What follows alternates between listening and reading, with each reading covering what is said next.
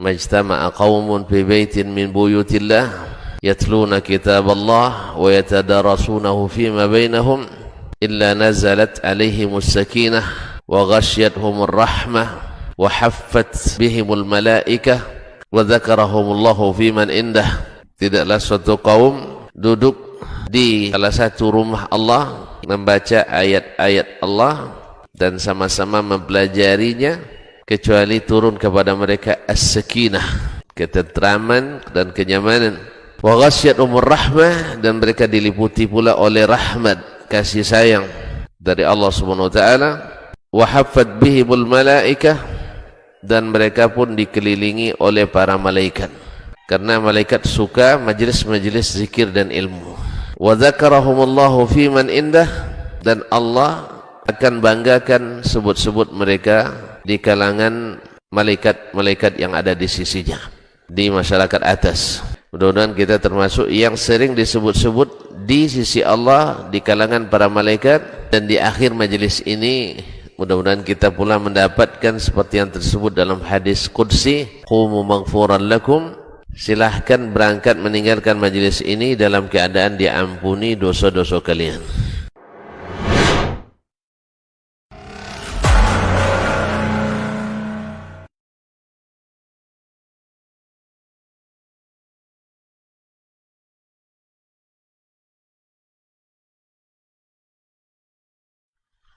Orang yang keluar dari rumahnya menuju rumah Allah untuk menuntut ilmu syar'i, maka sungguh dia sedang berjalan di jalan ilmu, dan itu akan memudahkannya untuk menuju surga Allah Subhanahu wa taala. Man salaka tariqan yatlubu fihi ilman salakallahu bihi tariqan min turuqil jannah. Barang siapa yang menempuh sebuah jalan, jalan yang ditempuhnya adalah jalan menuntut ilmu, maka Allah akan mudahkan jalannya untuk menuju surga Allah Subhanahu wa taala. Orang yang berangkat ke masjid untuk menuntut ilmu syar'i dianggap sebagai jihad fi sabilillah. Nabi alaihi salatu wassalam bersabda, "Man dakhala masjidana hadza", barang siapa yang memasuki masjid kami ini, yakni Masjid Nabawi, liyata'allama khairan, untuk belajar atau mempelajari kebaikan, au yu'allimuhu, atau dia mengajarkan kebaikan, kal mujahidi fi sabilillah, adalah seperti orang yang berjihad di jalan Allah. Mudah-mudahan kehadiran kita di rumah Allah yang mulia ini, tujuan kita hanya satu, untuk mencari ridha Allah tabaraka wa taala. Mudah-mudahan ilmu yang kita pelajari, ilmu yang memberikan keberkahan, yang menerangkan jalan kita dan senantiasa menjaga kita di jalan Allah Subhanahu wa taala.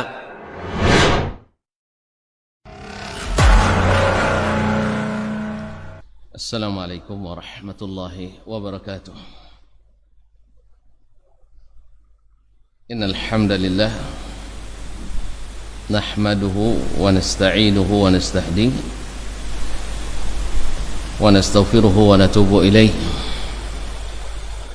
wa na'udzu billahi min shururi anfusina wa sayyiati a'malina may yahdihillahu fala mudilla lahu wa may yudlil fala hadiya lahu. Ashhadu an la ilaha illallah wahdahu la syarika lahu wa ashhadu anna Muhammadan abduhu wa rasuluh la nabiyya wa la rasula ba'dah. Ya ayyuhalladzina amanu ittaqullaha haqqa tuqatih wa la tamutunna illa wa antum muslimun. Ya ayyuhan nas ittaqu rabbakum alladhi khalaqakum min nafsin wahidah وخلق منها زوجها وبث منهما رجالا كثيرا ونساء واتقوا الله الذي تساءلون به والأرحام إن الله كان عليكم رقيبا. يا أيها الذين آمنوا اتقوا الله وقولوا قولا سديدا يصلح لكم أعمالكم ويغفر لكم ذنوبكم ومن يطع الله ورسوله فقد فاز فوزا عظيما أما بعد فإن أصدق الحديث كتاب الله وخير الحدي حدي محمد صلى الله عليه وسلم وشر الأمور محدثاتها وكل محدثة بدعة وكل بدعة ضلالة. معاشر المسلمين معاشر المسلمات الحاضرين والحاضرات والمستمعين والمستمعات والمشاهدين والمشاهدات di kulli makan.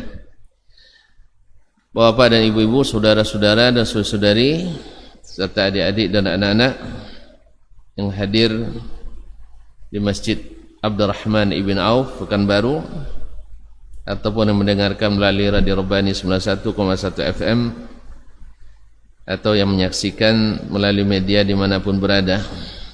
Alhamdulillah, Allah Subhanahu Wa Taala kembali mengizinkan kita untuk bersama berkunjung ke rumahnya ini, menghadiri salah satu majlis yang mudah-mudahan majlis zikir yang mengingatkan kita kepada Allah, yang menguatkan iman dan mengokohkan ukhuwah persaudaraan di atas Islam dan iman. Oleh itu mari kita bersyukur atas nikmat ini.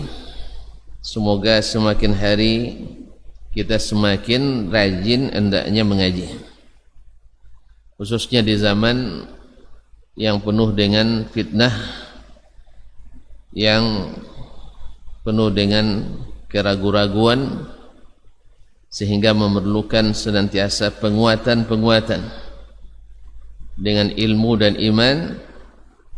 Mudah-mudahan Allah SWT jaga kita dari segala syubhat dan fitnah.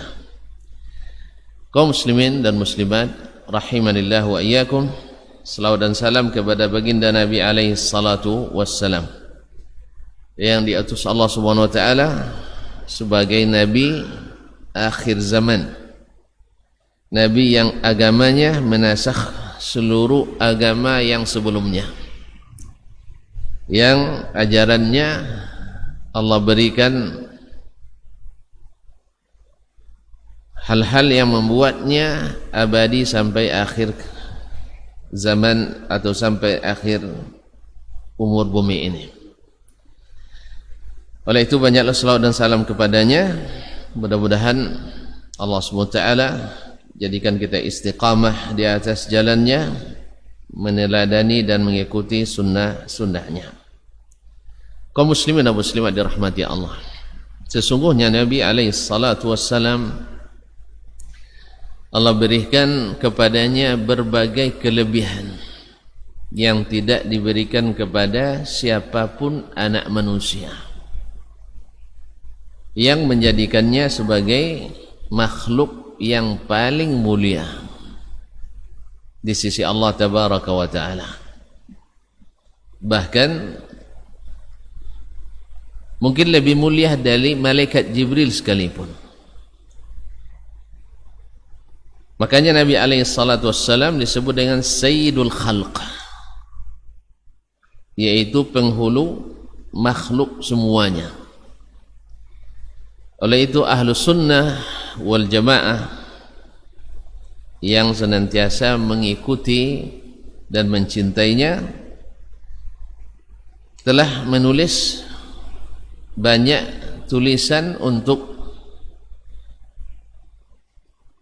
mengingatkan dan diwariskan kepada generasi selanjutnya, karena kita tidak langsung bertemu dengan Nabi alaihi salatu wassalam, tapi Nabi menyebut kita ini sebagai saudaranya yang siap berkorban apapun untuk bertemu dan berjumpa dengannya, berkorban dengan harta, dengan masa, dengan bahkan dengan jiwa untuk bertemu dengan Nabi alaihi salatu wassalam. Oleh itu kaum muslimin dan muslimat dirahmati Allah SWT, banyak sekali tulisan-tulisan yang ditulis oleh para ulama yang di dalamnya terkumpul berbagai hal tentang kelebihan Nabi alaihi salatu wassalam, tentang akhlaknya yang mulia, tentang kelebihannya dari segala makhluk. Dan Allah Subhanahu wa ta'ala juga pilihkan baginya nama, yaitu Muhammad atau Ahmad, yang memang mengandung makna Muhammad adalah banyak dipuji. Min hammada yuhammidu fahuwa Muhammad, yaitu banyak terpuji. Jadi nama itu juga berpengaruh kepada orang yang diberi nama. Makanya nama adalah doa, seperti kata para ulama, nama itu adalah doa. Maka Allah pilihkan baginya nama ini tidak pernah dipakai, tidak pernah dipakai di kalangan orang Arab jahiliyah, tapi tiba-tiba Allah berikan kepada orang tuanya untuk memberi Nabi kita dengan nama Muhammad sallallahu alaihi wasallam. Dan diberi pula Ahmad yang sangat terpuji. Makanya segala sesuatu pada diri Nabi alaihi salatu wasallam adalah terpuji. Dia yang paling pemurah, dia yang paling penyayang, dia yang paling pandai menghormati yang lebih tua, yang paling menyayangi yang lebih muda, dan paling pemberani, dan paling jujur, paling benar, paling rendah hati, dan paling penyabar. Sehingga tidak ada satupun orang yang pernah bertemu dengannya, bahkan pernah mendengarkan tentang dirinya. Sama, istami' jayyid.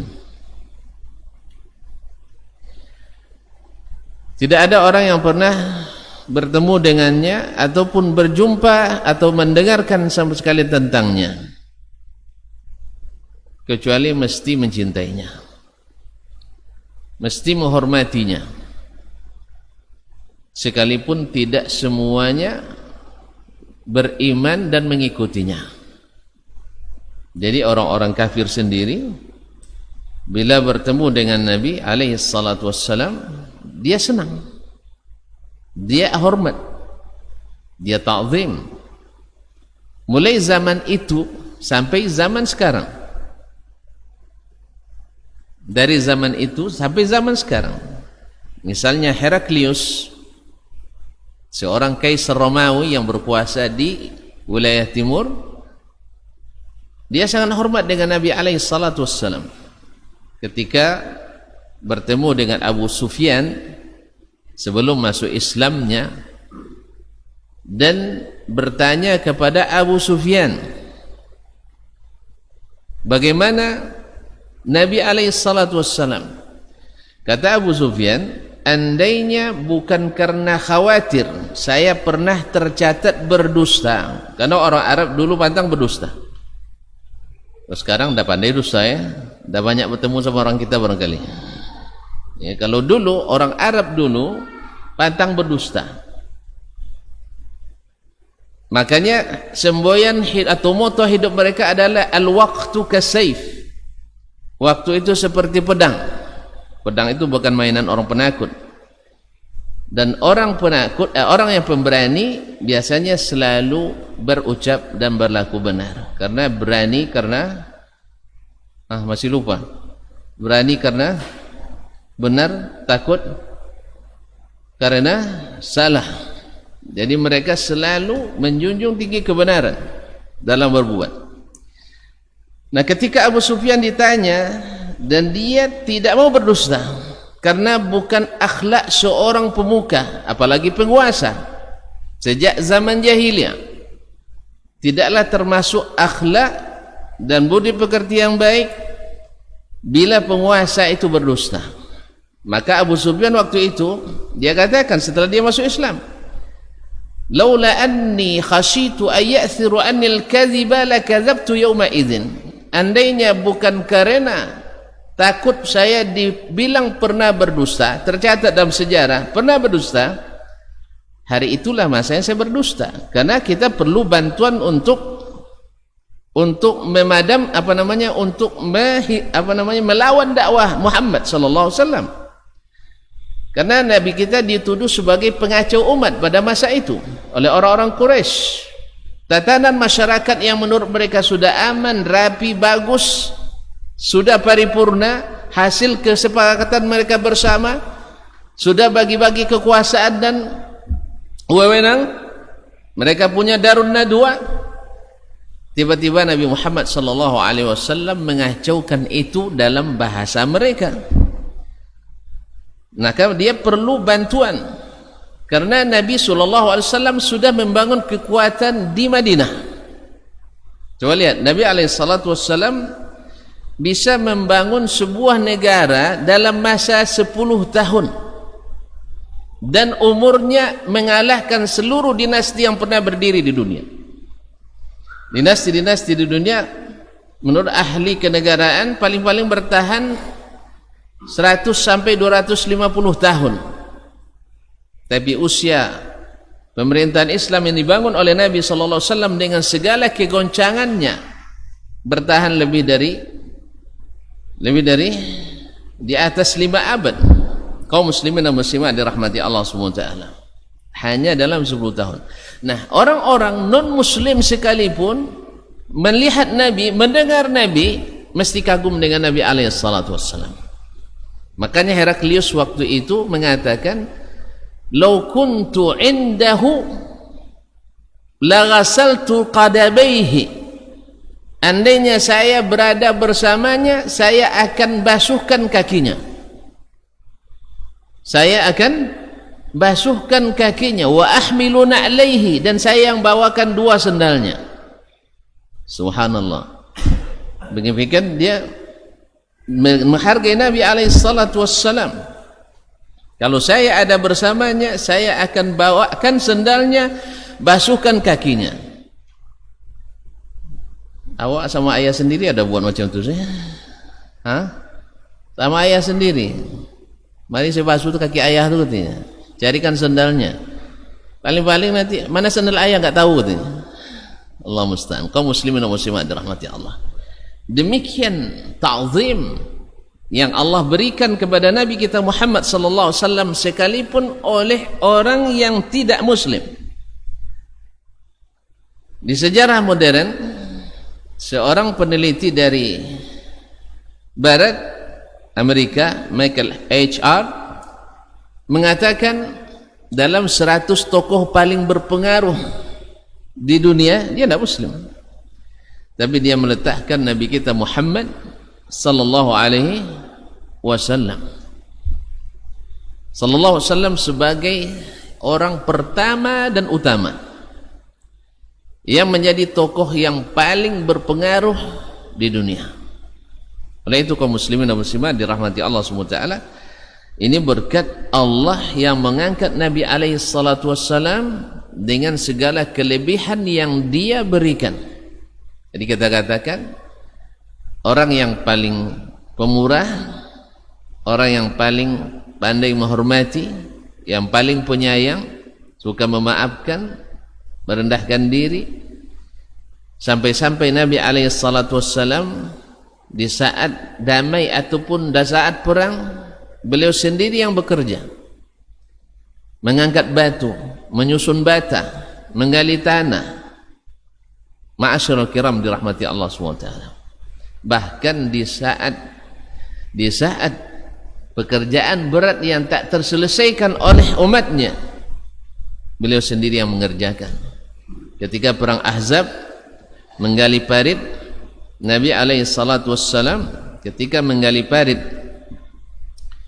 tiba-tiba ada batu sebongkah batu besar yang tidak bisa dipecahkan oleh sahabat.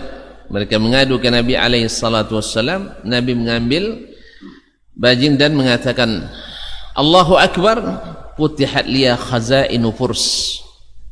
Allah Maha Besar, dibukakan kepadaku kunci-kunci perbendaharaan Persia. Kemudian dia pecahkan sekali lagi, Allahu Akbar, futihat liya khazainu Ar-Rum. Dibukakan bagi kunci-kunci perbendaharaan Romawi. Padahal mereka dalam kondisi sedang ketakutan. Ini salah satu cara Nabi sallallahu alaihi wasallam memberikan semangat, motivasi supaya mereka tetap optimis dalam keadaan apapun. Oleh itu kaum muslimin dan muslimat dirahmati Allah Subhanahu wa taala, Nabi kita alaihi salatu wassalam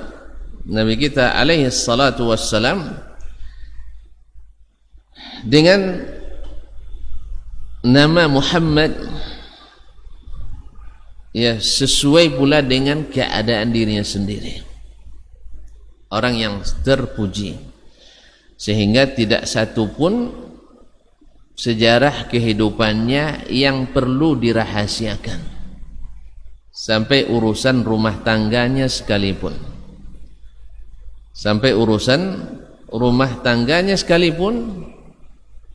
Nabi alaihi salatu wassalam dibentangkan ke khalayak ramai. Karena tidak satu pun kecuali patut ditiru dan patut dicontoh. Wa innaka la'ala khuluqin azim. Sesungguhnya engkau hai Muhammad di atas akhlak yang mulia, akhlak yang agung. Kenapa bisa akhlaknya seperti itu? Ditanyakan kepada Bunda Aisyah radhiyallahu taala anha, kaifa kana khuluqu Rasulillah sallallahu alaihi wasallam? Bagaimana akhlaknya Rasulullah sallallahu alaihi wasallam? Maka Aisyah radhiyallahu taala menjawab, kana khuluquhul Qur'an. Akhlaknya Nabi sallallahu alaihi wasallam adalah Al-Qur'anul Karim. Oleh itu Allah Subhanahu wa taala sendiri yang merekomendasikan kepada kita orang-orang yang beriman. Laqad kana lakum fi Rasulillahi uswatun hasanah liman kana yarjullaha wal yawmal akhir wa dzakarallaha katsiran. Sesungguhnya bagimu pada diri Nabi alaihi salatu wassalam terdapat contoh teladan yang baik bagi siapa yang berharap bertemu dengan Allah Subhanahu wa taala dan hari akhirat serta banyak berzikir kepada Allah Subhanahu wa taala. Kaum muslimin, kaum muslimat yang dirahmati Allah Subhanahu wa taala, dan Allah sendiri yang mengangkat Nabi alaihi salatu wassalam, wa rafa'na laka dzikrak, dan kami angkat derajatmu setinggi-tingginya.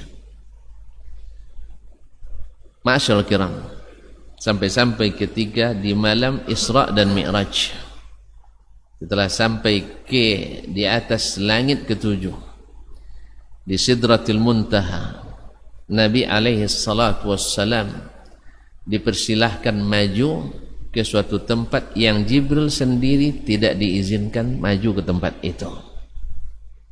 Sehingga dari sini sebagian ulama mengatakan bahwa Nabi kita Muhammad sallallahu alaihi wasallam lebih mulia daripada Jibril alaihi salam. Mungkin ada yang bilang, kan Jibril gurunya, masa murid lebih hebat dari gurunya? Mungkin sih murid lebih hebat dari guru? Mungkin? Ya mungkin sekali. Mungkin sekali. Ayah lebih hebat dari anak lebih hebat dari ayah mungkin? Mungkin sekali. Kan gitu? Oleh itu kaum muslimin dan muslimat dirahmati Allah, Ibrahim nenek moyangnya Nabi kita Muhammad sallallahu alaihi wasallam. Mana yang lebih mulia Nabi Muhammad daripada Ibrahim? Mana yang lebih mulia? Ragu ya?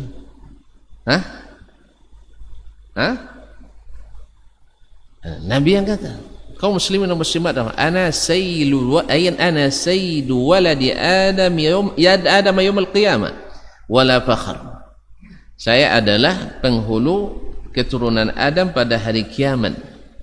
Wa awwalu man yushaqqu anhu al-qabr, orang yang pertama kuburannya dibuka. Wa awwalu syafi'in musyaffa, dan yang pertama diizinkan berikan syafaat.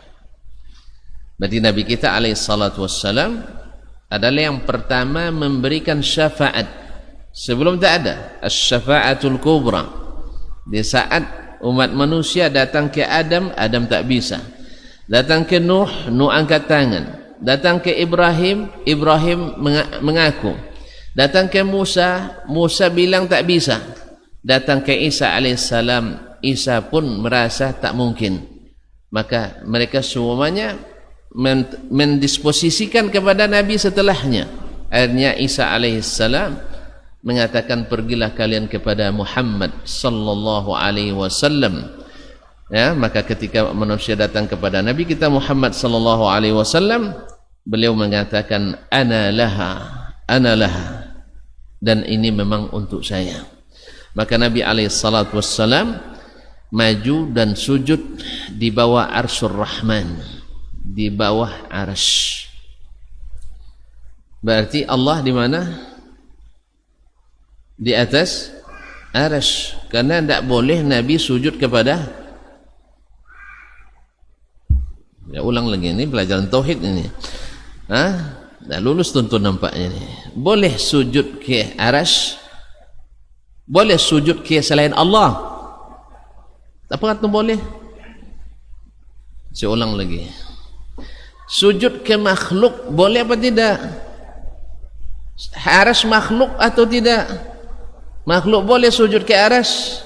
Tidak. Lalu Nabi kenapa sujud di bawah arsy?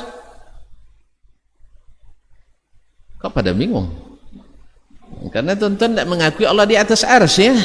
Allah ada di mana-mana. Allah tak bertempat, tapi ada di semua tempat. Ini logika apa ini sih? Allah tak bertempat, tapi ada di mana? Di mana-mana. Mana-mana itu tempat apa tidak? Tempat. Jadi kaum muslimin dan muslimat dirahmati Allah. Saya ulang balik, ini tidak lulus tentang tauhid nampaknya. Nabi sujud di bawah arsy. Kenapa dia sujud di bawah arsy? Dia sujud ke arsy atau sujud ke siapa? Sujud ke Allah. Andainya Allah bukan di atas arsy, sujud dia di bawah arsy? Tidak lulus. Tapi masih ragu nampaknya. Ini jangan sudah lama belajar ilmu dulu. Kaum muslimin dan muslimat. Nabi sujud. Nah, jadi lama jadi waktu, jadi habis lagi waktu. Gara-gara tuan-tuan cak lambat jawab. Kalau gitu tidak usah saya tanya lagi, bikin habiskan waktunya. Kaum muslimin dan muslimat. Nabi sujud di bawah arsy, yaitu sujud kepada Allah Subhanahu wa taala, fa yahmadullah wa athna alaihi bimahamida. Dengan puji-pujian yang belum pernah dia memuji Allah sebelumnya di dunia. Berarti masih ada sifat-sifat ketinggian Allah yang belum diberitahukannya kepada kita di dunia ini. Makanya dalam doa Nabi alaihissalatu wassalam dalam tahajudnya, Allahumma inni as'aluka bikulli ismin huwa lak sammaita bihi nafsak aw anzaltahu fi kitabik aw 'allamtahu khalqan min ahad min khalqik aw ista'tharta fi ilmi al-ghaibi indak an taj'al al-Qur'an al-'azima rabi'a qalbi wa nura sadri ila akhir doa. Ya Allah, aku mohon kepadamu dengan menyebut nama, semua nama yang engkau miliki. Sammaita bihi nafsak, yang engkau berikan nama dirimu dengannya. Anzaltahu fi kitabik, atau engkau turunkan di dalam kitabmu. Au 'allamta ahadan min khalqik, atau engkau ajarkan kepada seorang dari makhlukmu. Au ista'tharta fi ilmil ghaibi indak, atau engkau sendiri yang mengetahuinya dalam ilmu gaibmu. Berarti ada sifat-sifat yang belum disebutkannya kepada kita. Ya untung tidak disebutkannya semuanya, karena sudah tambah banyak yang kita tolak dari sifat Allah Subhanahu wa taala. Ya, tambah banyak dari sifat Allah yang kita tolak. Sebab berapa banyak sifat Allah yang ditolak oleh sebagian kaum muslimin dengan syubhat. Ya, dengan syubhat, bukan dengan hujjah. Nasallallahu as-salamata wal afiyah. Alhamdulillah alal hidayah. Kaum muslimin dan muslimat dirahmati Allah.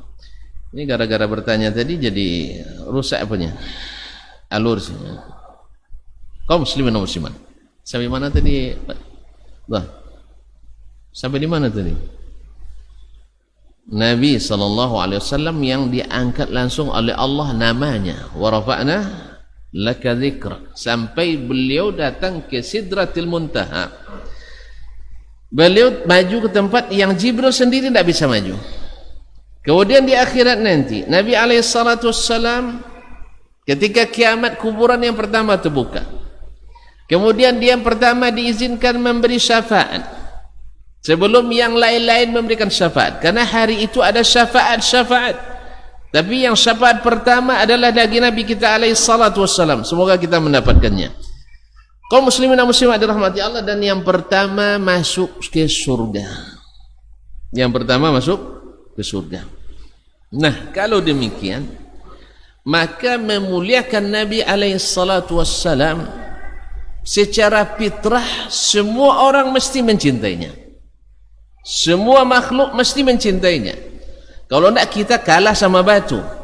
Batu pernah mengucapkan salam ke Nabi di Makkah. Nabi, tapi batu berbicara. Punya mulut dia. Hah? Tidak ya? Yang Nabi bicara tidak mesti pakai mulut. Jadi kalau ada yang mengingkari Allah berbicara dengan alasan kalau begitu dia pakai mulut, tentu sudah salah, keliru. Karena tidak semua yang berbicara pakai mulut. Ni HP antum pakai mulut. HP ini pakai mulut. Bicara enggak dia? Bicara enggak? Hah? 300 meter belok kiri, 200 meter belok kanan. Iya tak? Ada tuh, ada mulutnya? Ada mulutnya? Ada. Di mana? Tolong dibuka kan? Hah? Speaker enggak mulut insyaallah. Ini mulut deh.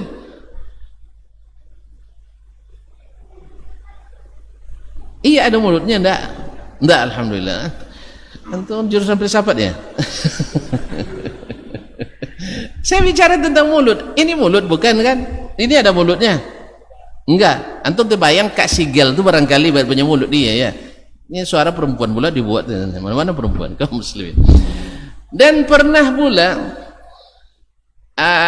sebatang korma menangis didengar oleh Nabi alaihissalam dan para sahabat. Karena sebelum mimbar dibuat, Nabi alaihissalam selalu bersandar pada batang korma tersebut ketika khutbah. Setelah mimbar dibuat, otomatis Nabi tidak lagi bersandar kepadanya. Maka dia sedih berpisah dengan Nabi alaihissalam. Maka bisa dimaklumi kalaulah korma saja bisa menangis, belum berpisah jauh dari Nabi, berpisah ketika khutbah saja dengan Nabi alaihissalam. Bagaimana dengan manusia yang punya perasaan? Makanya Umar bin Khattab radhiyallahu taala anhu ketika Nabi wafat alaihi salatu wassalam, wa radhiyallahu taala an Umar radhiyallahu taala anhu sampai mengatakan, sampai tak percaya bahwa Nabi telah wafat. Sampai dia menghunuskan pedangnya, siapa yang mengatakan Muhammad wafat, saya penggal dengan pedang ini. Subhanallah. Disitulah nampak kelebihan Abu Bakar As-Siddiq radhiyallahu taala anhu, patut menjadi khalifah pertama Rasulullah sallallahu alaihi wasallam. Dia untuk menegakkan yang hak, tidak takut dengan pedangnya Umar. Karena Umar ancam, siapa yang bilang Nabi wafat, saya penggal dengan pedang ini. Subhanallah. Siapa tidak takut? Setan aja takut sama Umar. Ya, setan aja takut sama Umar. Kaum muslimin dan muslimat dirahmati Allah. Abu Bakar langsung mengambil alih keadaan. Dia katakan, man kana ya'budu Muhammadan fa inna Muhammadan qad mat. Siapa yang beribadah kepada Muhammad sallallahu alaihi wasallam, Muhammad sudah mati. Langsung dia putuskan, Muhammad sudah mati.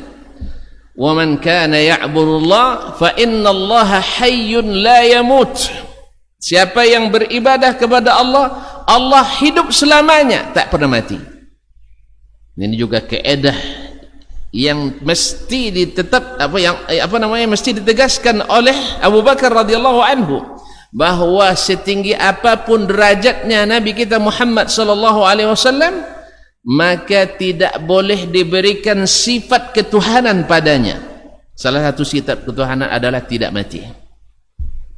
Salah satu sifat ketuhanan adalah tidak mati. Makanya Abu Bakar tegaskan, siapa yang beribadah kepada Muhammad, Muhammad mati, tidak boleh beribadah kepadanya, dan tidak boleh disebut tidak mati. Dan siapa yang beribadah kepada Allah, dan ini yang benar, Allah hidup selamanya, dan Allah tidak pernah mati.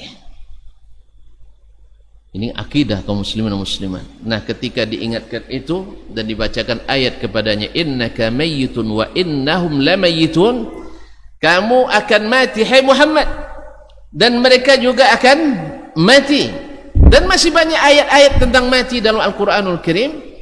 Tetapi tentang Nabi, wa innaka mayyitun, engkau mati. Naam, wa innahum lamayyitun, dan mereka juga akan mati. Cuman thumma yaumal qiyamati antum pada hari kiamat nanti baru kalian berbantah-bantah.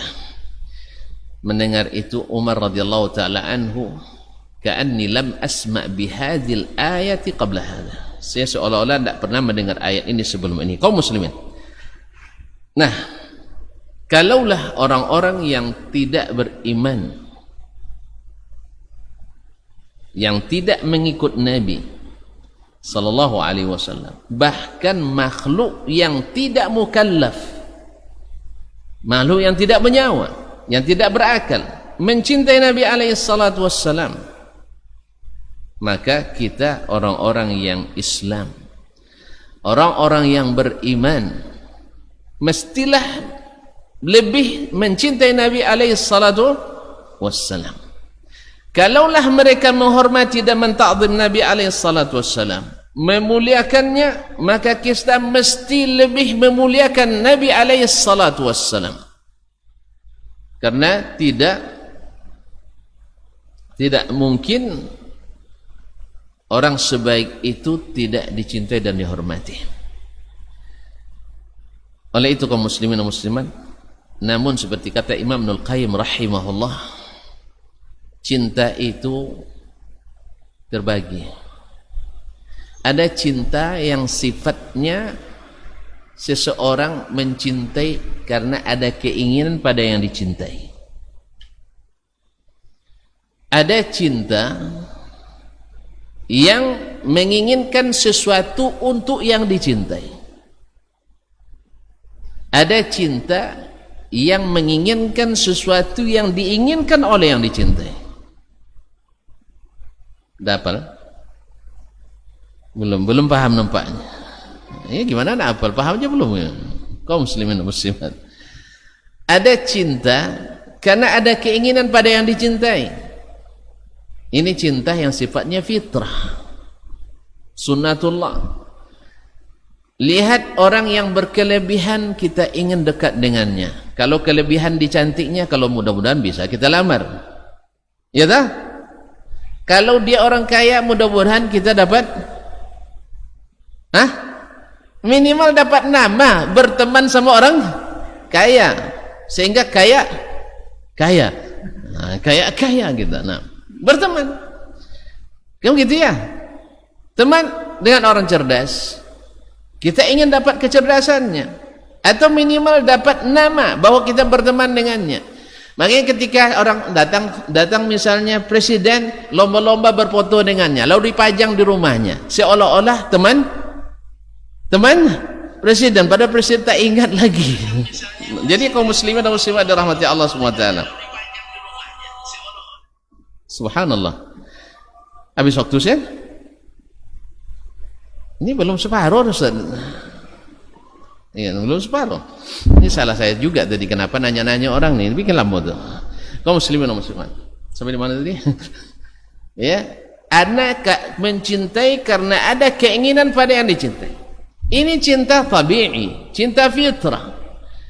Kalau ada orang mencintai Nabi di kelas ini karena Nabi itu orangnya baik, orangnya pemurah, orangnya pemberi syafaat, saya mencintainya karena ingin mendapatkan syafaatnya pada hari kiamat, wajar aja. Ingin nanti dibangkitkan sebagai umat ya kiamat, wajar saja, fitrah. Tetapi di atas itu ada lagi namanya cinta, menginginkan sesuatu untuk yang dicintai. Apa yang bisa saya berikan, kontribusi yang saya berikan kepada Nabi dan dakwahnya ini. Ini agak naik sedikit ya. Dari yang pertama, mulai berpikir bagaimana berjasa pada yang dicintai.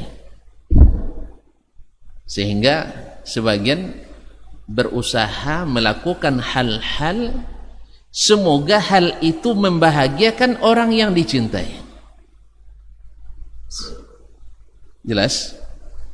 Jelas enggak?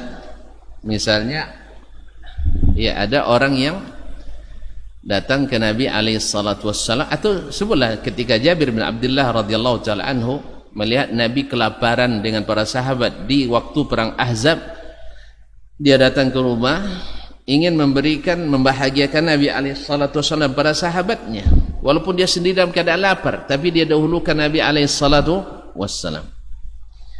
Tapi Nabi alaihissalatu wassalam di atas itu lagi. Nabi ingin membahagiakan semuanya, sehingga diberikan makan dulu kepada pasukan, setelah itu baru beliau dengan orang-orang kelas ring satunya makan. Jadi bukan makan ring satu dulu dijaga oleh pasukan, tidak. Makan dulu pasukan, baru ring satunya makan. Gitulah pemimpin yang memang sukses dalam memimpin. Jadi kenyang dulu rakyatnya, baru dia sendiri kenyang. Allah musta'an. Kaum muslimin dan muslimat dirahmati Allah. Nah, cinta yang ketiga. Atau kita membuat misalnya ritual-ritual tertentu, ya karena ingin membahagiakan Nabi alaihi salatu wassalam. Tetapi apakah semua yang dilakukan itu benar atau tidak? Makanya ada cinta yang lebih daripada itu. Di atas itu adalah ingin melakukan sesuatu yang diinginkan oleh yang dicintai, membahagiakan yang dicintai dengan sesuatu yang diinginkan oleh yang dicintai. Ya, contoh ya, saya ingin membahagiakan, ada seseorang ya, ada contoh seseorang teman lama tidak menghadiahkan bunga untuk istrinya, sehingga di toko bunga beli bunga yang menurutnya yang tercantik lah yang ada di toko itu. Maksudnya apa? Maksudnya apa? Iya, maksudnya apa? Ya Ustaz, antum belum punya istri nggak tahu? Ya patutlah. Apa maksudnya? Seorang suami beli bunga untuk istri itu apa maksudnya? Bikin dia marah? Hah? Bikin dia marah? Bikin dia senang? Supaya tambah cinta. Ternyata istrinya bukan jenis yang suka bunga. Bukan jenis yang suka bunga. Kira-kira sambutannya gimana? Hah? Langsung panas, layu tuh bunga dibuatnya. Kaum muslimin dan muslimat dirahmati Allah. Ada yang lebih lagi, dia lihat dulu apa yang diinginkan oleh kekasihnya, istrinya. Oh, ternyata istrinya kalau dikasih harganya bunga itu lebih suka daripada bunganya. Maka dia ambil amplop yang berwarna, yang berbunga, ya, yang gambar cinta, lalu diisi dengan uang lebih dari harga bunga tadi. Senang nggak dia dapat? Disinilah perlunya cinta yang dimaksudkan oleh Nabi sallallahu alaihi wasallam dalam hadis Imam Bukhari dan Muslim dari Anas bin Malik radhiyallahu taala anhu. Nabi SAW berkata, la yu'minu ahadukum hatta akuna ahabba ilaihi min waladihi wa walidihi wa nasi ajma'in. Ini lafaz Muslim. Tidak sempurna iman seseorang sampai aku lebih dicintainya dari anaknya, orang tuanya, dan seluruh manusia. Inilah cinta yang mengharuskan dia mempelajari apa yang diinginkan oleh yang dicintainya. Nanti kita sambung selepas azan. Kayaknya tidak khusyuk lagi kalau sudah azannya. Azanlah dulu saya. Nah, betul. Majtama'a qaumun fi baitin min buyutillah yatluna kitab Allah wa yatadarasunahu fima bainahum illa nazalat alaihimus sakinah wa ghasyiyatuhumur rahmah wa haffat bihimul malaikah wa dzakarahumullahu fiman indah. Tidaklah suatu kaum duduk di salah satu rumah Allah membaca ayat-ayat Allah dan sama-sama mempelajarinya kecuali turun kepada mereka as-sakinah, ketentraman dan kenyamanan, wa ghasyiyatuhumur rahmah, dan mereka diliputi pula oleh rahmat, kasih sayang dari Allah Subhanahu wa taala, wa haffat bihimul malaikah, dan mereka pun dikelilingi oleh para malaikat karena malaikat suka majlis-majlis zikir dan ilmu. Wa dzakarahumullahu fiman indah, dan Allah akan banggakan sebut-sebut mereka di kalangan malaikat-malaikat yang ada di sisinya, di masyarakat atas. Mudah-mudahan kita termasuk yang sering disebut-sebut di sisi Allah, di kalangan para malaikat, dan di akhir majelis ini mudah-mudahan kita pula mendapatkan seperti yang tersebut dalam hadis qudsi, qumu maghfuran lakum, silahkan berangkat meninggalkan majelis ini dalam keadaan diampuni dosa-dosa kalian.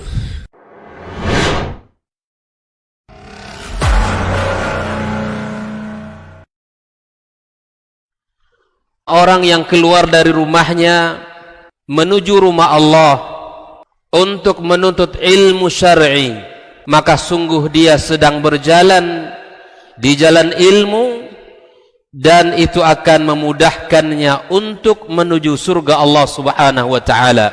Man salaka tariqan yatlubu fihi ilman salakallahu bihi tariqan min turuqil jannah. Barang siapa yang menempuh sebuah jalan yang ditempuhnya adalah jalan menuntut ilmu, maka Allah akan mudahkan jalannya untuk menuju surga Allah Subhanahu wa taala.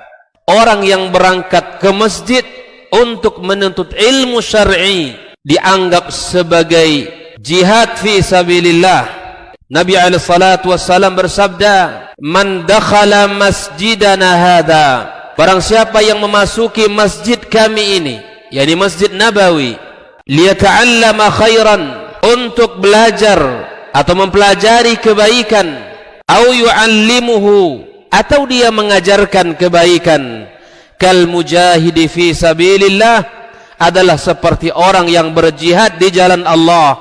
Mudah-mudahan kehadiran kita di rumah Allah yang mulia ini, tujuan kita hanya satu, untuk mencari ridha Allah tabaraka wa ta'ala. Mudah-mudahan ilmu yang kita pelajari, ilmu yang memberikan keberkahan, yang menerangkan jalan kita dan senantiasa menjaga kita di jalan Allah Subhanahu wa taala.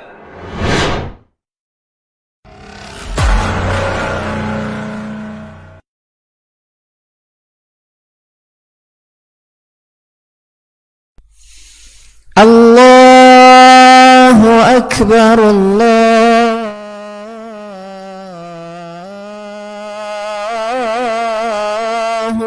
Akbar.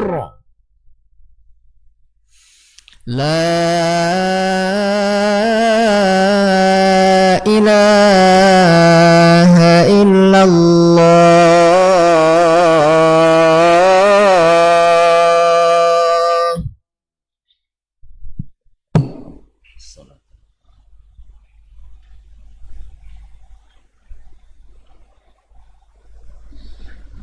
Ma'asyiral muslimin, ma'asyiral muslimat, rahimanillah wa iyyakum.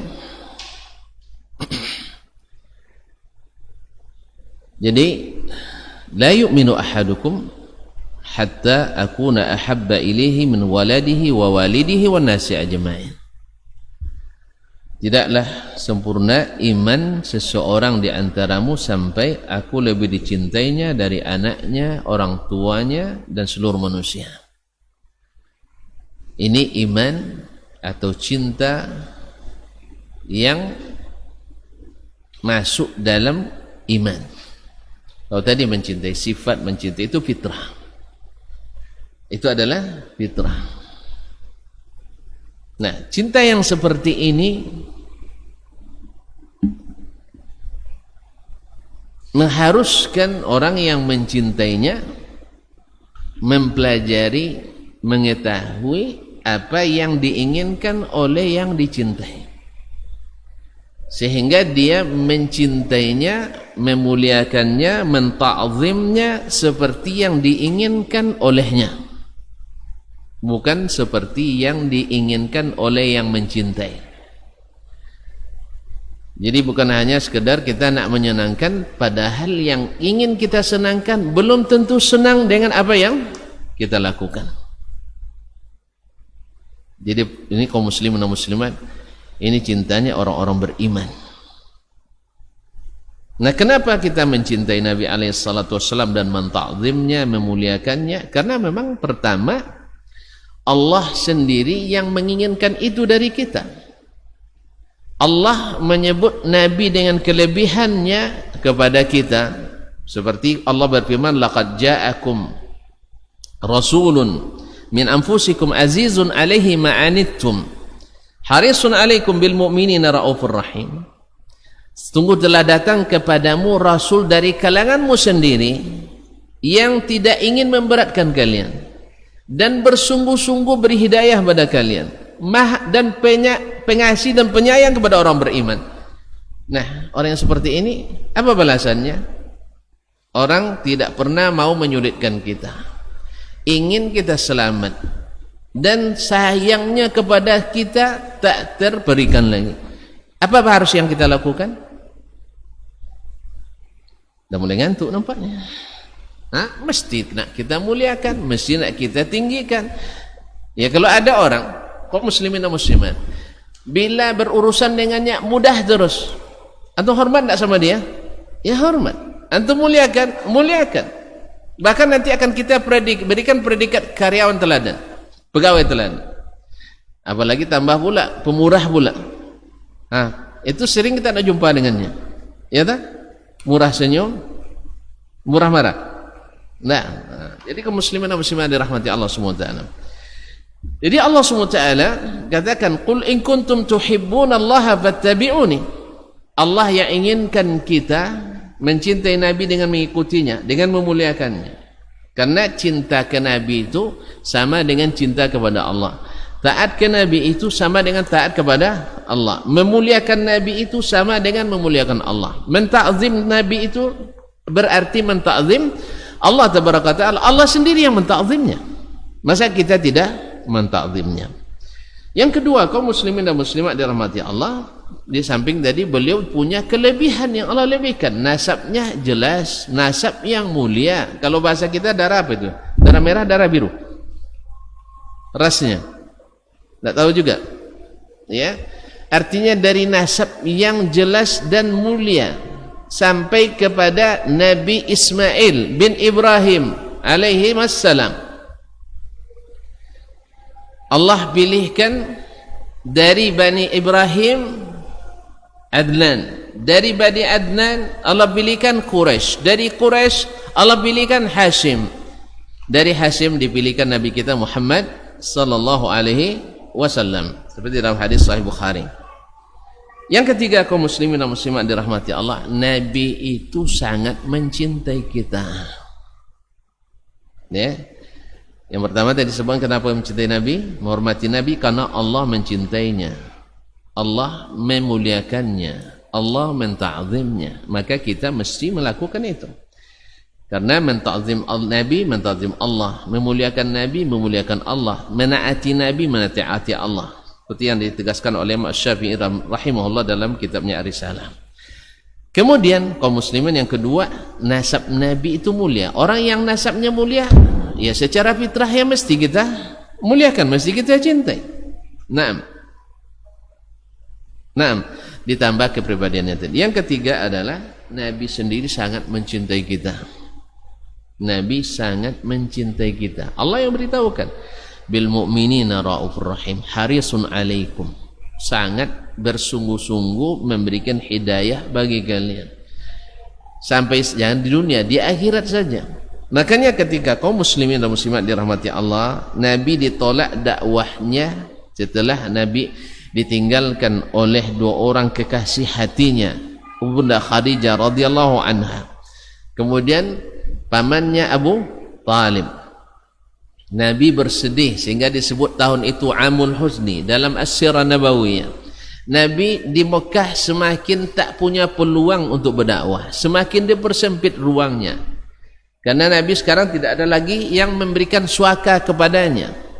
Orang-orang yang dihormati Quraisy sudah tiada, dan mereka adalah kufur pada Allah, dan Nabi dianggap sebagai pengacau keamanan, memecah belah umat, memutus tali silaturahim, mengganggu ketentraman beribadah orang, menyalah-nyalahkan akidah orang, menyalahkan ritual agama orang dan sebagainya.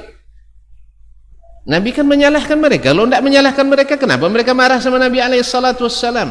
Tapi Nabi tak pernah mencacinya. Mereka saja yang menafsirkan mencaci maki. Justru Nabi dilarang mencaci maki orang-orang musyrikin, supaya mereka tidak mencaci maki Allah tanpa kena kejahilannya.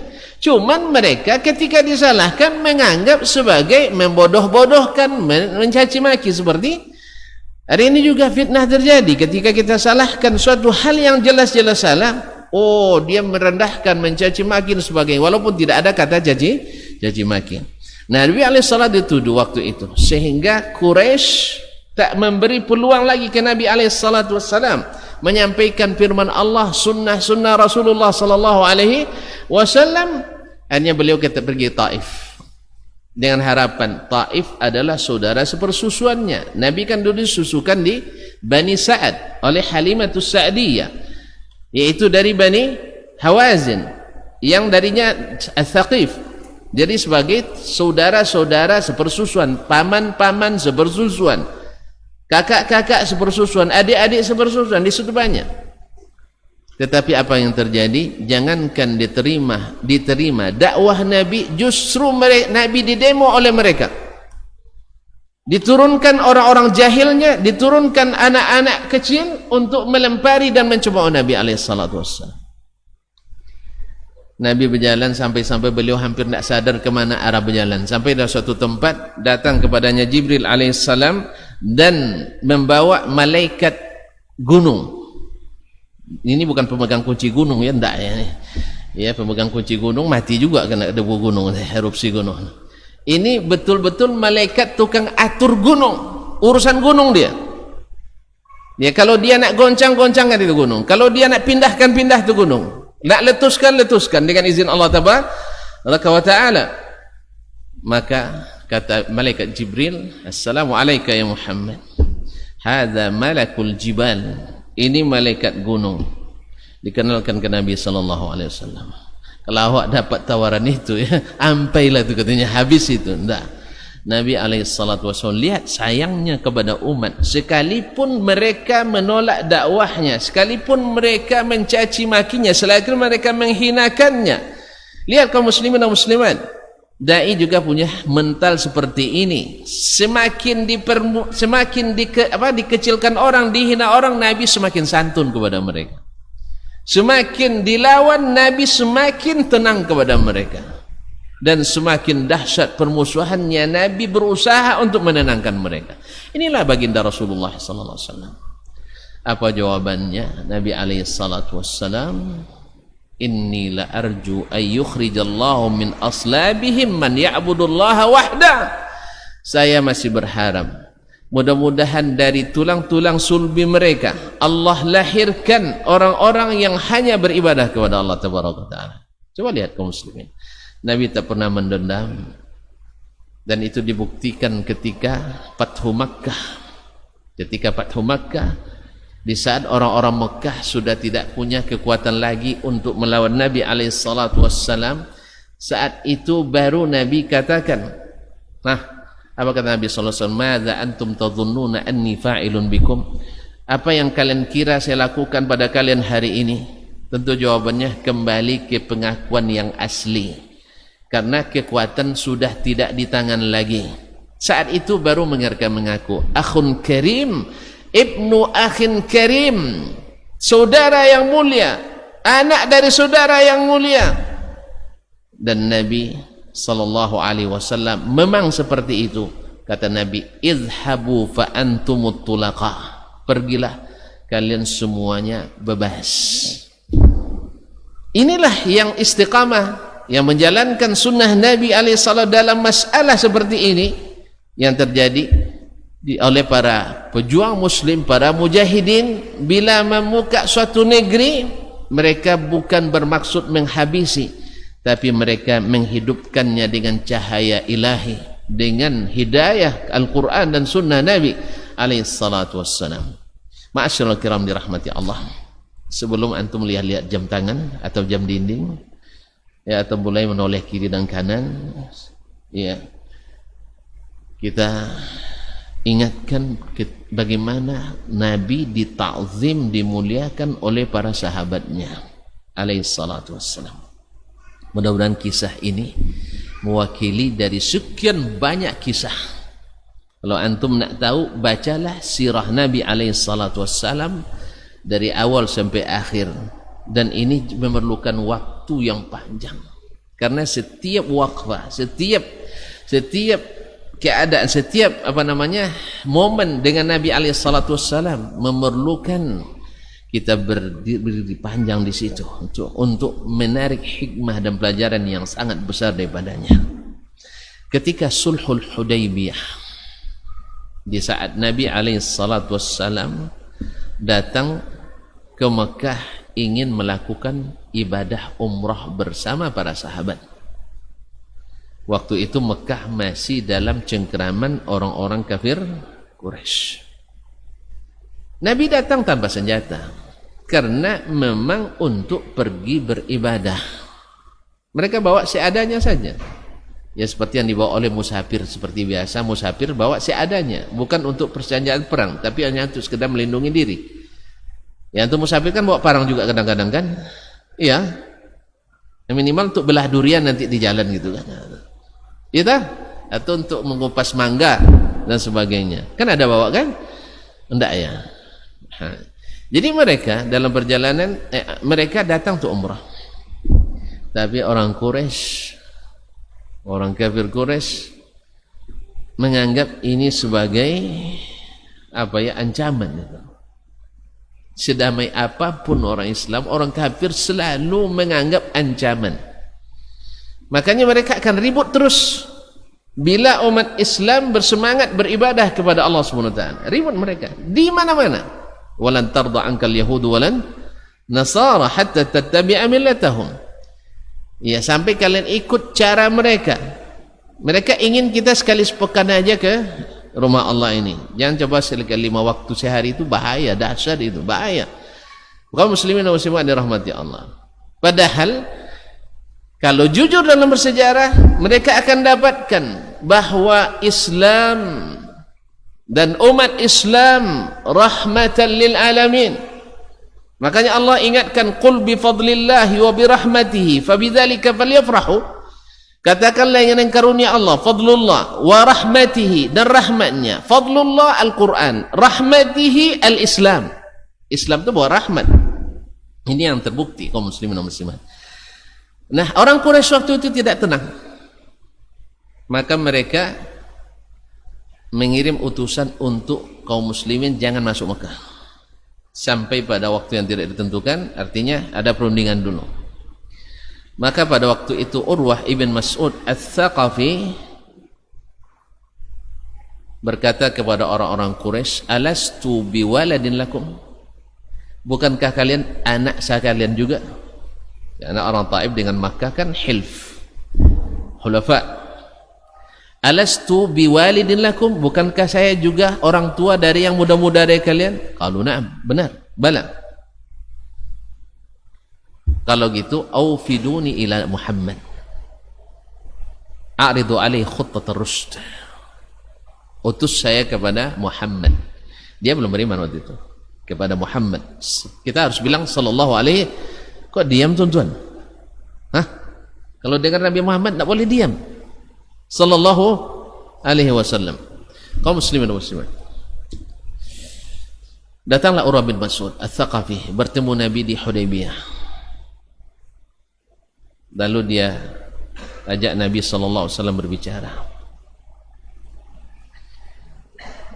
Nah, Urwah bin Mas'ud menawarkan ke Nabi sallallahu alaihi wasallam, "Ya Muhammad, a'ridu 'alaika khurrat ar-rusyd." Orang-orang yang bersamamu ini hanya ausab atau aubash. Tahu makna aubash? Orang kroco-kroco ini. Bila berperang, mereka akan lari, tidak akan mempedulikanmu. Oleh itu kembalilah ke agama kita semula. Subhanallah. Dianggapnya sahabat-sahabat Nabi itu orang-orang aubash, orang-orang nak cari rezeki aja. Persis kata orang munafikin. Kalau sudah sampai pada waktu sulit, mereka akan meninggalkan Nabi alaihissalatu wassalam. Subhanallah. Nah, Allah SWT ingin perlihatkan ke dia, dan supaya dia sampaikan pula ke orang-orang Quraisy nanti di Makkah, supaya dia tahu bagaimana para sahabat dengan Nabi alaihissalatu wassalam dalam memuliakannya. Di saat dia berbicara dengan Nabi alaihissalatu wassalam, dia pegang-pegang jenggot Nabi alaihissalatu wassalam, karena memang kebiasaan orang-orang sebaya yang akrab itu, kalau orang Arab, ini orang Arab ya, ini budaya Arab nih. Kalau kita jangan coba-coba, nanti putus tangan dibuatnya. Jenggot saya kamu pegang-pegang, di kita itu jangan pegang-pegang jenggot orang, bahaya. Tapi di Arab itu tanda keakraban. Jadi kalau nanti antum sempat kalau umroh atau haji kelahi sama orang Arab ya, marah sama antum, pegang jenggotnya elus-elus begini, tapi jangan ditarik. Jangan ditarik ya, elus-elus. Sallu ala Nabi, selawat kepada Nabi sallallahu alaihi, itu biasanya mereka reda marahnya itu. Ya. Sallu ala Nabi, selawat ke Nabi alaihi salatu wassalam. Diulang-ulang terus insyaallah. Jadi biasa orang-orang yang sebaya, karena umur Urwah dengan Nabi itu hampir-hampir sebaya, beda sedikit. Dia pegang-pegang jenggot Nabi. Nah, di sini ada seorang sahabat namanya Al-Mughirah bin Syu'bah Ats-Tsaqafi yang satu marga dengan Urwah bin Mas'ud ini. Setiap dia nak pegang jenggot Nabi, dipukulnya pakai gagang pedangnya. Dipukul sampai gagang pedangnya, sentuh-sentuh. Kamu orang kotor, ini Nabi kami orang bersih. Iya, orang kafir kan kata Allah SWT, innamal musyrikuna najis.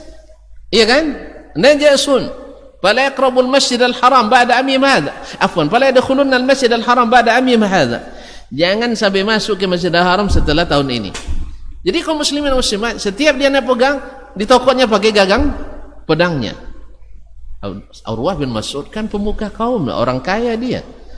Orang bukan orang biasa. Dia dah biasa jadi delegasi menghadapi Kaisar Romawi, sudah biasa ke Kisra Persia, dah biasa ke Raja Yaman. Dia jadi utusan. Dia seorang delegasi perunding urung dia. Jadi kok negosiator namanya, negosiator ulung dia. Ada siapa pula yang berani-berani tokok tangan saya ini? Lalu dia tanya, "Man hadzal ladzi yuz'ijuni?" Siapa ini orang yang ganggu-ganggu saya ini? Kata Nabi sallallahu alaihi wasallam, "Hadza ibnu ammik atau ibnu akhik." Ini anak saudaramu sendiri. Al-Mughirah ibn Syu'bah Ats-Tsaqafi. Mughirah ibn Syu'bah Ats-Tsaqafi, Urwah bin Mas'ud Ats-Tsaqafi. Sama ya? Ini hadza ibnu akhik. Ini keponakanmu atau keponakanmu. Anta ya Ghudar. Kamu yang suka berkhianat. Karena Mughirah biasa jahiliyah dulu, sebelum dia masuk Islam, dia pernah mabuk bersama 13 orang. Dia lebih siuman lebih duluan, dibunuhnya yang lain tuh, diambil harta benda semuanya. Habis itu dia lari ke Nabi alaihi wasallam dan masuk Islam. Ketika dia masuk Islam, dia katakan, saya masuk Islam, asyhadu an la ilaha illallah, asyhadu anna Muhammadar Rasulullah. Lalu dia ceritakan, saya baru membunuh orang ya Rasulullah, 13 orang, dan ini harta benarnya saya ambil, saya serahkan kepada Rasulullah sallallahu alaihi wasallam. Kata Nabi, ammal islamu faqad kabiltu minka, Islam saya terima, wa ammal malu falastu minhu bi syai', atau kama qala sallallahu alaihi wasallam, adapun harta itu saya tidak mau terima karena ya harta tipuan. Nah, saat itu Mughirah masuk DPO kan? Masuk? Tahu DPO? Tidak tahu juga. Daftar pencarian orang. Nah, jadi dia melarikan diri karena dia anggap itu pengkhianatan. Membunuh orang dalam keadaan mabuk. Jadi kaum muslimin, darah pemabuk waktu itu kan di jahiliyah kan berharga kan? Tidak tahu juga. Ayolah, saya lewatkan aja nanti panjang ceritanya. Kaum muslimin dan muslimat dirahmati Allah. La ilaha illallah. Akhirnya Urwah ibn Mas'ud lah yang menebus darah yang dibunuh oleh Al-Mughirah tadi. Paham tak? Tak paham juga. Saya lewatkan lagi lah. Jadi kedulu kalau ada orang yang terbunuh dalam keadaan seperti itu, darahnya ditebus masing-masing biasanya 100, minimal 10 ekor onta sampai 100 ekor onta. Kalau 13 berapa tuh yang harus ditebus oleh Urwah? Kalau begitu kaya enggak dia? Alhamdulillah, orang kaya memang. Ya sudah biasa jadi delegasi. Kan biasanya orang-orang kaya dipilih kan. Kaum muslimin dan muslimat dirahmati Allah. Jadi Urwah mengatakan, kamu hai penipu, katanya. Nah, di saat itu Urwah bin Mas'ud radhiyallahu anhu ketika datang waktu salat, azan Bilal. Nah, Nabi pun berwudu, dan itu disaksikan oleh Urwah bin Mas'ud yang masih musyrik tadi.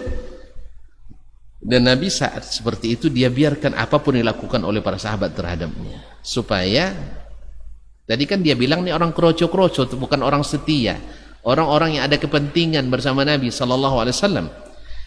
Ya, hari ini juga tuduhan-tuduhan kan banyak ke dai seperti itu, hanya untuk sekedar mencari penghidupan. Selepas itu tidak ada lagi. Jadi kamu dikiranya Nabi dan orang-orang ini pencari penghidupan dengan dakwah itu. La haula wala quwata illa billah. Nah, Nabi buktikan ketika Nabi berwudu, mereka berebut bekas air wudu Nabi sallallahu alaihi wasallam, dan Nabi biarkan itu. Tak satu pun air wudu Nabi yang menetes sampai ke tanah. Berebut sahabat. Hatta yakadu yaqtatilun, hampir mereka berperang gara-gara itu, berebutnya, saking dahsyatnya rebutan mereka. Wa ma tanakhama nukhamatan, dan Nabi tak membuang dahak kecuali yaqa'u fi yadi ahadihim, kecuali tak jatuh di tangan mereka. Nabi mendahak, itu ditampung oleh mereka dan diusapkan ke muka dan badannya. Tabarruk bin Nabi sallallahu alaihi wasallam. Walaupun Nabi pada asalnya tidak suka dikultuskan, tapi dalam momen seperti ini Nabi sengaja biarkan. Supaya apa? Supaya didengar oleh orang-orang Quraisy nanti bahwa orang ini sangat memuliakan Nabi. Ya, kalau sampai sampai ingusnya, sampai dahaknya menjadi minyak wangi baginya, setia apa enggak? Hah? Setia apa enggak? Tapi antum jangan buat pada ingus saya nanti, bahaya. Ya. Kaum muslimin dan muslimat, hanya ini khusus Nabi sallallahu alaihi wasallam. Kaum muslimin dan muslimat dirahmati Allah, yang sahih di antara pendapat ulama, ini khusus Nabi alaihi salatu wasallam. Ingus siapapun jangan antum jadikan bertabarruk dengannya. Ini khusus Nabi alaihi salatu. Dan waktu itu Nabi sengaja, Nabi tidak suka dikultuskan. Nabi selalu bilang, ana Abdullahi wa rasuluh. Datang seorang sahabat kepadanya, ya khairal bariyah, wahai sebaik-baik manusia. Jawabannya, zaka Ibrahim, itu Ibrahim bukan saya. Ketika seorang mengatakan, masya Allah wa syi'ta, seperti yang Allah kehendaki dan engkau kehendaki, dia katakan, ataj'aluni lillahi niddan, kau nak jadikan saya tandingan Allah subhanahu wa ta'ala. Lakin qul masya Allah thumma syi'ta, kehendak saya belakangan datangnya.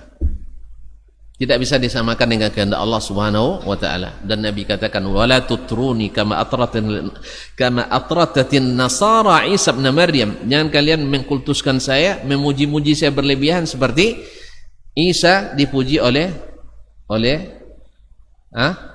pengikutnya. Naam, kaum muslimin orang-orang Nasrani. Ma'asyiral kiram, para hadirin wal hadirat, mustami'in wal mustami'at wal musyahidin wal musyahidat. Nah, inilah yang dibawa oleh Urwah kembali ke Quraisy. Apa kata mereka? Kata Urwah, wallahi ya qaum, wahai orang-orang Quraisy, laqad wafattu ila Kaisar. Saya sudah sering jadi utusan delegasi Quraisy ke Kaisar Romawi. Wa dakhaltu ala Kisra. Saya sudah pernah pula menjadi utusan Quraisy ke Kisra Persia, dua imperium besar pada masa itu. Wa ila mulukil Yaman, ke raja-raja Yaman dan Habasya.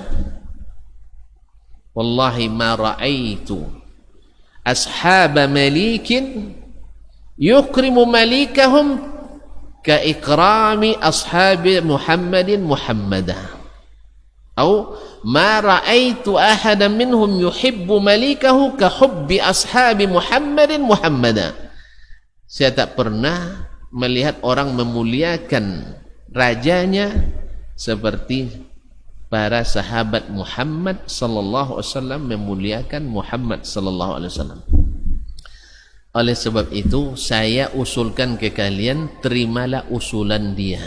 Dia punya usulan, maka terimalah usulannya. Nabi ingin hanya umrah, tetapi orang-orang Quraisy akhirnya menerima untuk berdamai dengan Nabi alaihi salatu wassalam. Karena Nabi ketika itu sebelumnya kan dikabarkan Utsman dibunuh oleh orang Quraisy kan di Makkah, sehingga mereka berbaiat akan menuntut darah Utsman. Artinya siap untuk perang. Awalnya tidak untuk perang, tapi mereka berbaiat. Nah, akhirnya mereka berdamai dengan Nabi sallallahu alaihi wasallam yang disebut akhirnya dengan Sulhul Hudaybiyah, perdamaian Hudaybiyah. Ma'asyiral kiram. Jadi mereka memuliakan Nabi alaihi salatu wassalam lebih dari memuliakan diri mereka sendiri. Mereka menebus Nabi dengan jiwa raga mereka, dengan orang-orang tua mereka, dengan harta benda mereka. Inilah ketika mereka bersama Nabi alaihi salatu wassalam. Tetapi ingat, mereka tidak pernah mengkultuskan Nabi alaihi salatu wassalam. Karena Nabinya berpesan ketika 5 hari menjelang meninggal, Nabi pesankan kepada mereka, la'anallahu al-yahuda wan nasara. Allah melaknat orang Yahudi dan Nasrani. Ittakhadhu qubur anbiya'ihim masajid. Mereka jadikan kuburan-kuburan para nabi mereka tempat-tempat beribadah. Ala la tattakhidhu qabri masjida. Ingat, jangan kalian jadikan tempatku kuburanku sebagai tempat beribadah. La tutruni kama atratil yahud kama atratin nasara Isa bin Maryam. Jangan kalian kultuskan aku seperti Isa kultuskan oleh orang-orang Nasrani. Walakin qulu abdullahi wa rasuluh, tetapi katakanlah hamba Allah dan Rasulnya sallallahu alaihi wasallam. Oleh itu kaum muslimin dan muslimat dirahmati Allah, maka mereka memuliakan Nabi, mencintai Nabi dengan apa yang dicintai oleh orang yang dicintainya, sehingga cinta mereka kepada Nabi masuk cinta kelas atas, bukan kelas biasa. Mungkin kebanyakan umat manusia hari ini mendengar akhlak Nabi, mendengar kemuliaan jiwa Nabi, mendengar tentang kegantengan Nabi, kerapian Nabi, kedisiplinan Nabi, dan seterusnya, mungkin menangis. Tapi ketika disodorkan kepadanya untuk taat mengikuti Nabi sallallahu alaihi wasallam, yaitu mencintai dengan cara yang diinginkan oleh Nabi itu sendiri, rata-rata kita masih banyak pikir-pikir dahulu. Oleh sebab itu, maka kita tidak bisa dijadikan percontohan. Tetapi kalau sahabat dulu tidak, mereka mendahulukan keinginan Nabi dari keinginannya. Bahkan ketika bermusyawarah, mereka bertanya dulu, ini pendapat atau wahyu yang diwahyukan. Bila wahyu, mereka diam. Tapi kalau seandainya sekedar pendapat, mereka usulkan. Dan ketika ditanya oleh Nabi SAW, mereka tidak mau mendahului menjawab, walaupun mereka tahu jawaban. Selalu mereka mengatakan Allah wa rasuluhu a'lam. Kenapa begitu? Karena Allah yang mendidik mereka, Allah yang telah menggembleng mereka. Ya ayyuhalladzina amanu la tuqaddimu baina yadayillahi wa rasulih. Orang-orang beriman, jangan kalian mendahului Allah dan Rasulnya. Wattaqullaha innallaha sami'un alim. Bertakwalah kepada Allah, sesungguhnya Allah maha mendengar, maha mengetahui. Bahkan ya ayyuhalladzina amanu la tarfa'u aswatakum fawqa sautin nabi. Jangan kalian angkat suara kalian di atas suara Nabi sallallahu alaihi wasallam. Nah, beginilah mereka memuliakan Nabi alaihi salatu wassalam.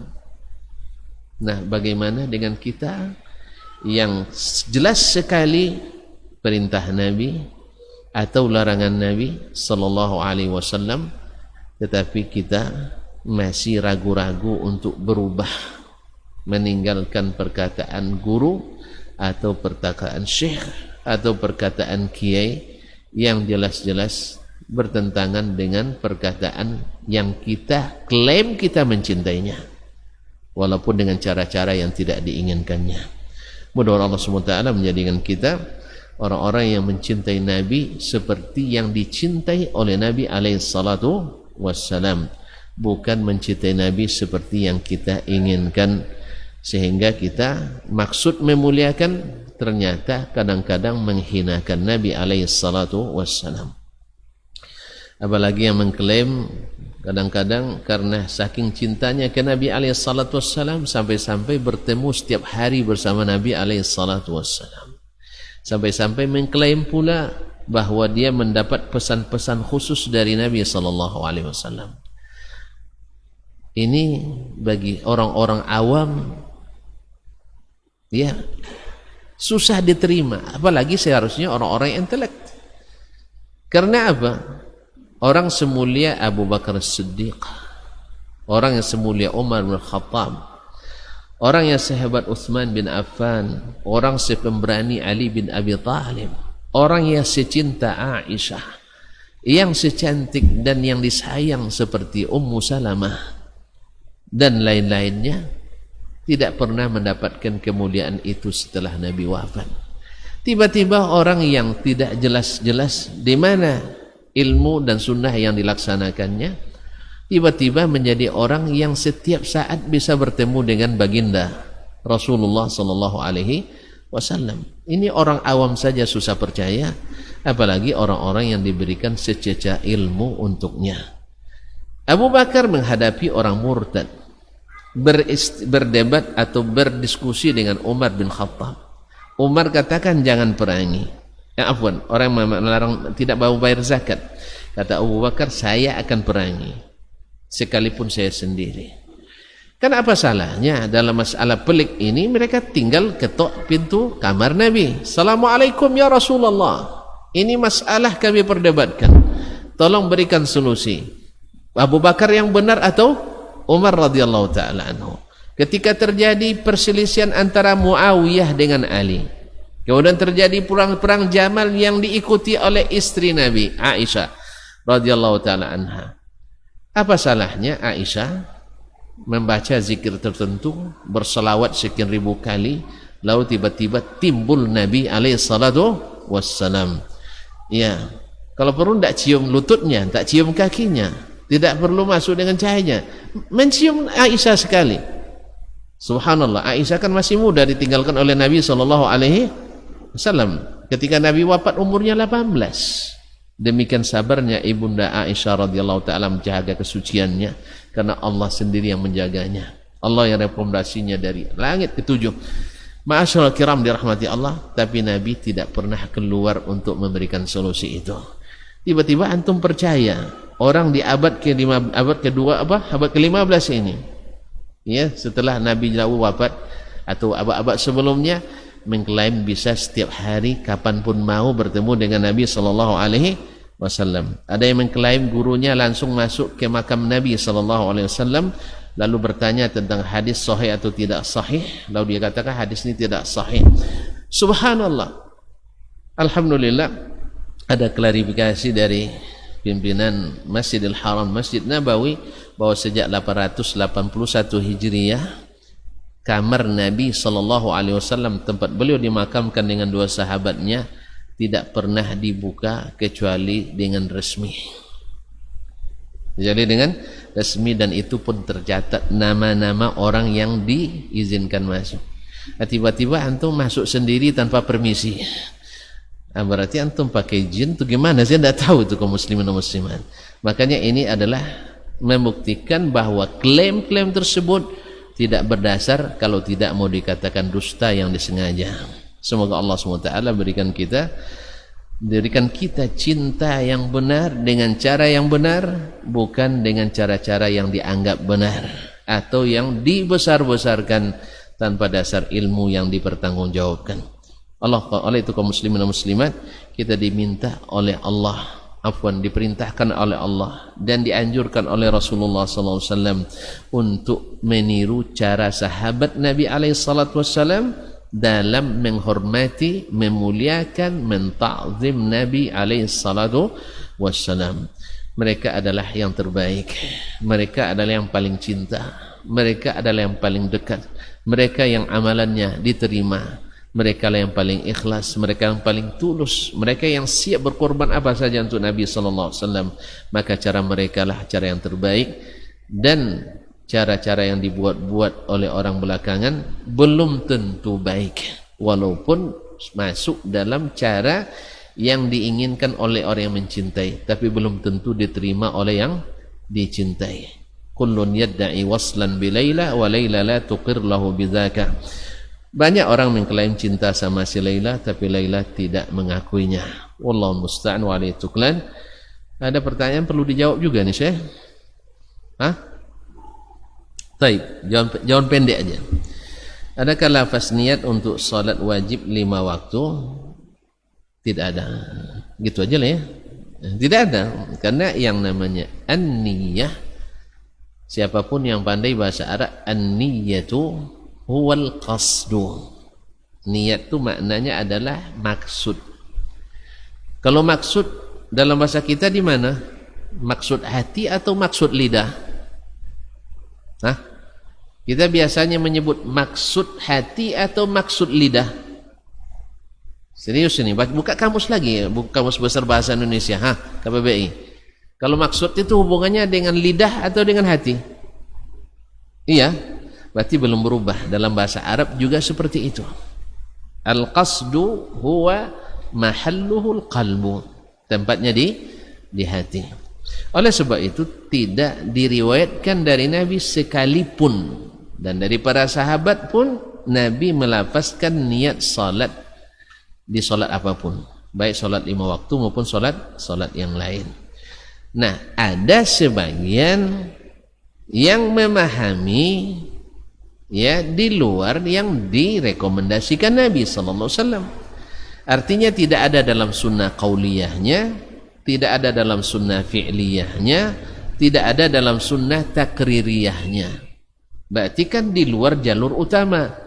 Maka yang membolehkan ada, yang menolak lebih banyak ada. Jelas? Mereka mengkiaskannya kepada niat haji. Labbaik Allahumma hajjan. Ya. Kaum muslimin dan muslimat dirahmati Allah, sebagian menganggap itu sebagai niat, padahal itu Nabi menyebutkannya al-ihlalu. Apa makna ihlal? Memulai ihram dengan mengucapkan labbaik Allahumma hajjan. Ya Allah, aku panggil panggilanmu untuk melaksanakan haji atau umratan atau umrah. Dianggap itu sebagai niat. Nah, kalau dianggap itu sebagai niat, maka yang khusus tak boleh digeneralisir. Yang sahih, yang khusus tidak boleh digeneralisir kecuali dengan dalil. Sebagaimana yang umum pun tidak boleh diususkan kecuali dengan dalil. Maka ketika tidak ditemukan dalil, maka dia hanya sampai pada batas ijtihad. Ijtihad sebagian ulama, ya, sehingga dinisbatkan ini kepada Imam Asy-Syafi'i rahimahullah ta'ala, ya, melafazkan niat, ya. Padahal Imam Syafi'i maksudnya adalah melafazkan niat haji, bukan melafazkan niat salat 5 waktu. Lalu dikembangkan oleh pengikut mazhab Syafi'i seperti Abu Ubaidah Az-Zubairi, lalu dikembangkannya ini menjadi lafaz niat ini. Kalau boleh dilafazkan dalam haji, di salat apa pula? Alasannya apa? Untuk menguatkan yang dalam hati, dikuatkan dengan mulut. Dengan mulut. Nah, ini kan keluar dari jalur utama. Kalau sudah keluar dari jalur utama, pasti kebijakan tidak sama. Pasti ada khilaf. Ya, sudah keluar dari jalur utama. Ya. Dari sisi bahasa tidak mendukung. Dari sisi dalil juga tidak mendukung. Hanya ijtihad. Wallahu musta'an. Jelas? Jadi sebab itu tidak ada niat. Dan maksud ini kadang-kadang, ya, maksudnya bagus tapi ujung-ujungnya sulit, menyulitkan. Sehingga tidak jarang orang gara-gara niat ini jadi was-was. Ya, pernah ada 10 orang dari suku asli di Malaysia masuk Islam, dilatih solat oleh ustaznya. Udah ikut solat. Nah, ini gara-gara masang niatnya payah, akhirnya sampai 10 kali tak masuk-masuk juga. Akhirnya yang di belakang ngomong, "Ustaz, boleh saya coba?" "Ya, boleh saya coba." Akhirnya majulah, kata Ustaz, silakan. Kan dalam belajar nih kan, belajar dia mulai, apa baca Ustaz? Baca Allahu Akbar. Allahu Akbar. Langsung dapat. Mandang dia ke belakang. "Aku sekali aja boleh," katanya. "Saya sekali aja boleh, Ustaz 10 kali tak boleh." Paham? Ustaz 10 kali takbir tak masuk-masuk niat dah. Dia sendiri kali takbir masuk. Mana hebat Ustaz apa muridnya nih? Tentuan kaum muslimin dan muslimat dirahmati Allah, gara-gara menyulitkan untuk masang niat tadi. Padahal niat itu tidak sesulit itu, kaum muslimin dan muslimat yang dirahmati Allah Subhanahu wa taala. Kemudian apa hukumnya berdoa setelah salat wajib 5 waktu? Ya, kalau hukumnya sunat, selesailah. Berdoa selesai salat itu hukumnya sunat, tidak wajib. Sehingga kalau ada yang mewajibkan berarti keliru. Ya, artinya kalau ada yang selesai sholat langsung dia berdiri, itu tidak ada masalah. Sunat, cuma kan rugi meninggalkannya. Jadi doa dan zikir selepas sholat itu hukumnya hanya sunat. Jelas? Jelasnya enggak? Alhamdulillah, maksudnya doa bersama barangkali maksudnya enggak? Kalau doa bersama jelas tidak ada. Ya, tidak ada. Ya. Adapun diambil dari menjaharkan zikir selesai salat lalu disebutkan zikir jama'i, ini pengambilan dalil yang tidak tepat. Nabi alaihissalatu wassalam tidak pernah memimpin doa dan zikir, tapi beliau mengajarkan doa dan zikir. Kalau dia dengarkan biasa. Naam. Makanya hadis Abdullah bin Abbas, kanal jahru bizzikri ba'da salati muzu ahdi Nabi SAW. Ya benar, menjaharkan zikir sejak zaman Nabi SAW. Artinya boleh dijaharkan dan lebih afdal disirkan. Dan jangan dipahami kalau boleh dijaharkan, waktu jadi imam miknya di sini, pas jadi zikir di sini. Terbalik, harusnya pas jadi imam di sini. Kalau zikir di sini. Kenapa? Karena di saat jadi imam seluruh makmum mendengarkan imam. Tapi setelah salam sebagian makmum masih sibuk salat. Jelas? Makanya suara dibesarkan ketika jadi imam tadi salat. Makanya jangan dipendekkan solat gara-gara ngejar zikir panjang. Ini kadang-kadang gara-gara mengejar zikir panjang, solat di korting. Itu balik kadang. Apa dipendek solatnya? Kan lama nanti zikir, orang tak sabar nunggu katanya. Siapa yang nyuruh orang nunggu selesai salam? Selesai salam itu tak pernah dilarang oleh Nabi SAW dan tak dilarang oleh Allah Subhanahu wa taala. Jadi oleh itu hukumnya sunat. Artinya berdoa selesai salat sunat. Sebagian memahami dari ucapan kita kadang-kadang, oh tidak boleh berdoa selesai salat katanya. Lalu dikumpulkan dalil-dalil, berarti antum kurang menyimak gitu, curang nyimak. Yang tidak boleh kita katakan itu adalah zikir yang dipimpin atau doa yang dipimpin selesai salat fardu. Kenapa kita katakan? Yang kita katakan kita tidak melarang juga, tapi kita menganjurkan mengikut Nabi SAW. Karena sekian ribu kali Nabi salat, tidak pernah dia memimpin doa selesai salat. Lalu kita pimpin sendiri. Apakah kita lupa dengan sabda Nabi sallallahu alaihi wasallam, "Shallu kama ra'aitumuni usalli." Salatlah kalian seperti bagaimana kalian melihat saya salat. Tapi kalau ada orang yang berdoa juga, enggak usah pula antum rebut mic-nya, biarin aja. Ya. Kalau antum sempat memberitahukannya, beritahukan. Kalau tidak, doakan, mudah-mudahan mereka mau belajar. Oh enggak, kami tahu tuh. Belum lahir-lahir nenek antum saya sudah tahu bahwa Nabi tidak mimpin doa. Tapi kan sekarang kita terbiasa mimpin doa, kan itu kan. Bukan masalahnya tahu, masalahnya mau enggak mengamalkan yang antum ketahui itu. Kalau soal tahu enggak bermanfaat. Tahu saja. Tahu kalau enggak dimakan enggak bermanfaat. Kan enggak bermanfaat dah. Ini tahu goreng, tahu rebus, tahu Sumedang, tahu macam-macam ya, tahu jeletot, tahu macam-macam ya. Kalau tidak dimakan ada manfaatnya? Tidak ada. Ilmu kan antum ketahui juga tidak ada manfaat kalau tidak diamalkan. Dan antum tahu ini sunnah Nabi SAW, dan ini bukan sunnah Nabi SAW. Biarlah saya lebih cenderung kepada sunnah masyarakat daripada sunnah Nabi SAW. Ya, secara praktis ya, baik dalam qaulnya, suruhan beliau, atau dalam fi'ilnya, perbuatan beliau, atau dalam takrirnya yang dilihat sahabat melakukan lalu Nabi laksanakan, dan juga sahabat juga tidak melakukannya. Wallahu ta'ala alam. Tapi kalau berdoa selesai salat fardu disyariatkan, bukankah yang pertama dibaca astaghfirullah? Doa apa enggak? Doa apa enggak? Doa. Itu doa kaum muslimin dan muslimat dirahmati Allah. Dan ucapan la ilaha illallah wahdahu la syarikalah lahul mulku wa lahul hamdu wa huwa ala kulli syai'in qadir disebut juga doa.